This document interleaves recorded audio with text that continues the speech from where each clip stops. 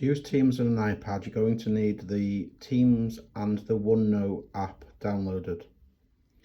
To sign into Teams, you're going to need to use your school email and password. Once you've signed in, you should then see your classes down the left-hand side. What you'll need to do is go to your class, press the General tab. On here, this is where you'll see any messages from your teacher.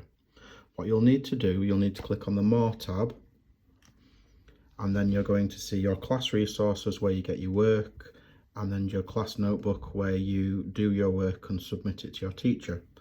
If we click on class resources, it should then take you to SharePoint. If it asks you to sign in at this point, put your school email and password back in. You'll then need to click on the writing to open the work. You then should see your work that's been set by a teacher. Here we can see that there's a PowerPoint that's been set by the teacher. So if we click on it, we can open it up, you'll get the lesson. What you'll need to do is work through the PowerPoint or the video and then go to your notebook to do the work. Or you can do the work on paper and then take a photograph. If we just go back then to Teams, you will see that we've got the class notebook at the top. If we click there, this will then take you into your class notebook. Once it loads, you will need to click on the section here and look for your name. You will then click on your name and you'll find your class notebook there. Each section's a different page for a different day. So if we're doing a new one today, we'd go to the page at the bottom and press the plus button there.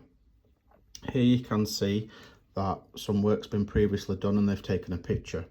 You can either take a picture or you can type it in yourself. If you want to take a picture, then you just click into it, you press insert at the top, and then you choose the camera button, which is there. You can then take a picture, or alternatively, using the keyboard, you can type up your work as well.